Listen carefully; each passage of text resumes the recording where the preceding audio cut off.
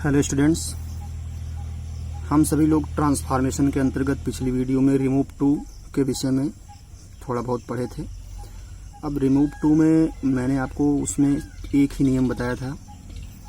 अब उसको आगे बढ़ाते हुए रूल नंबर सेकंड आज आपको बताएंगे।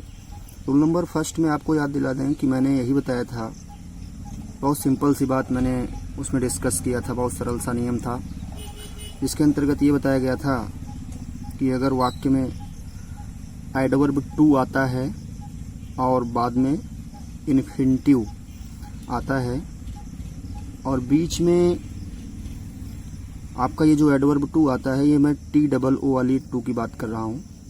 जब इस तरह के वाक्य होते हैं, इस तरह के शब्द ऐसे वाक्यों में आते हैं, तो उन्हें ट्रांसफॉर्म करने के लिए मैंने बताया था कि टू को हटाकर सो लगा देते हैं, एडजेक्टिव के स्थान पर एडजेक्टिव रखते हैं, फिर उस वाक्य को दैट से कनेक्ट करते हैं, फिर सब्जेक्टिव केस का प्रोनाउन रखते हैं, उसके बाद कैन अथवा कुड लगाते हैं टेंस के अनुसार।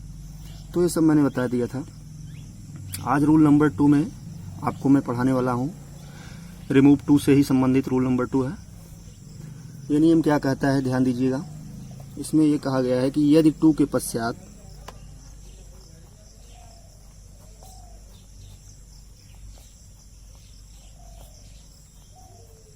यदि टू के बाद आया हुआ इन्फिनिटिव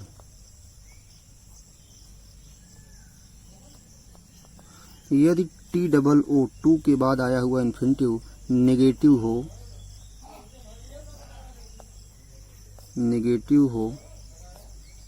तो ट्रांसफॉर्मेशन करते समय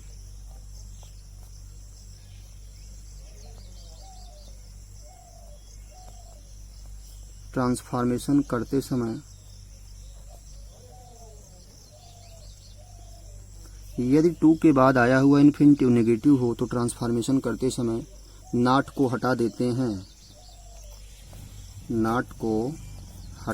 हैं। ये हमारा रूल नंबर सेकंड कहता है।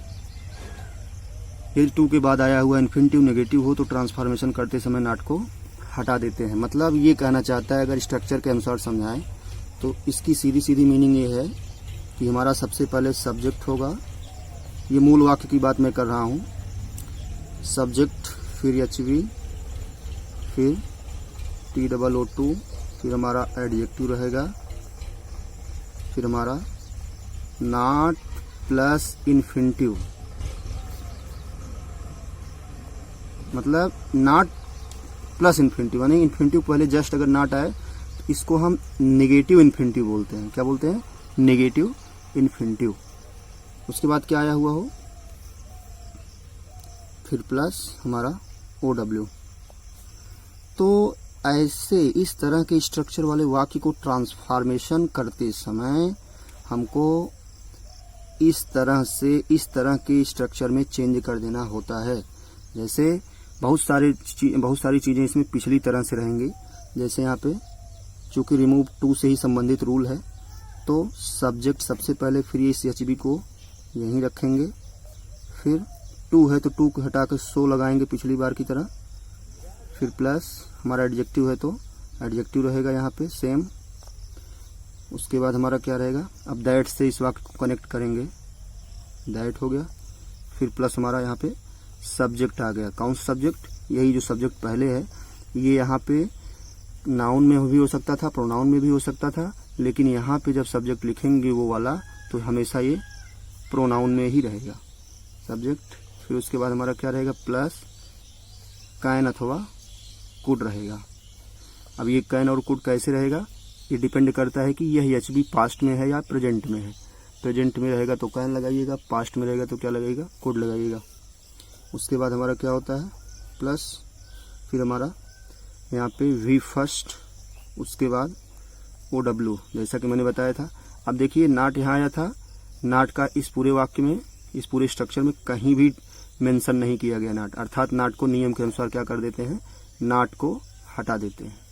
तो ये बात आपको समझ आ गई होगी। अब एग्जाम्पल देखते हैं। जैसे अगर ये वाक्य आपको दिया जाए कि he is too intelligent he is too intelligent not to solve all the problems. ये वाक्य दिया गया है, इसको आपको ट्रांसफॉर्मेशन के अंतर्गत ट्रांसफॉर्म करना है रिमूव टू के नियम के अनुसार। He is too intelligent not to solve all the problems. He is too intelligent not to solve all the problems. अब देखो इसको ट्रांसफॉर्म कैसे करेंगे नियम के अनुसार। क्या बोला गया है, सब्जेक्ट रहेगा तो सब्जेक्ट का सब्जेक्ट मतलब हमारा ही रहेगा। ही इज टू को हटा के सो लगाना है। He is so intelligent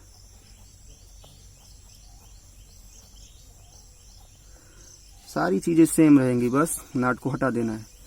he is too so intelligent that he can solve all the problems. ठीक, तो ये हमारा हो गया ट्रांसफॉर्म किया हुआ वाक्य।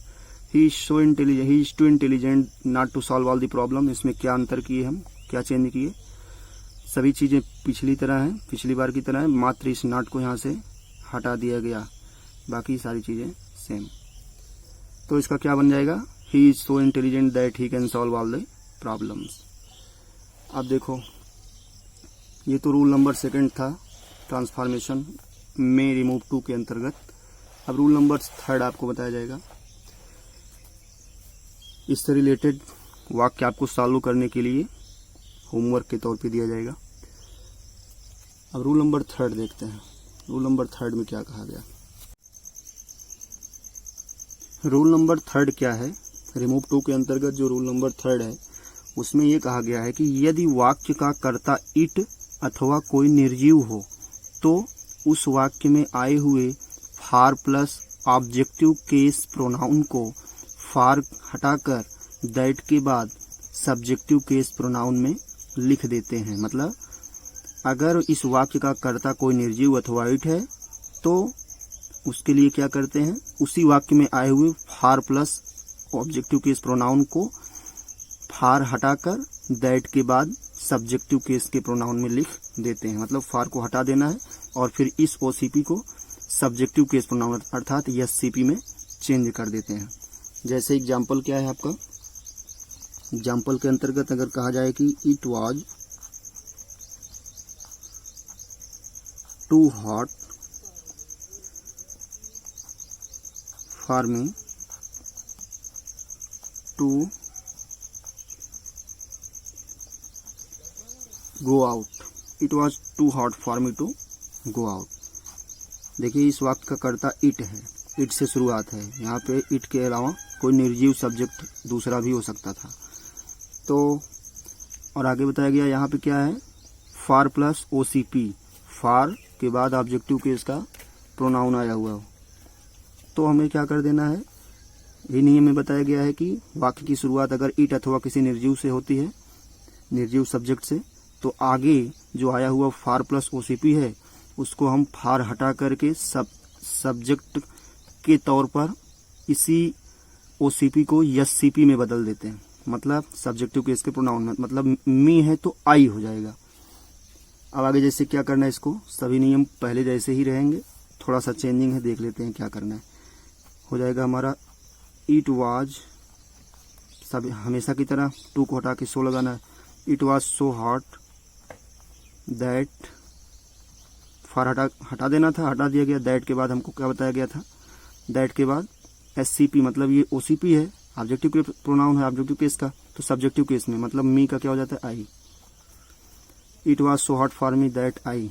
अब यहाँ पे पास्ट में है तो कुड लगा देंगे, दैट आई, बाकी सभी चीज वैसे, could not go, I could not go out. हो गया हमारा, इस तरह से बनेगा। It was too hot for me to go out, इसका क्या बन जाएगा, it was so hot that I could not go out.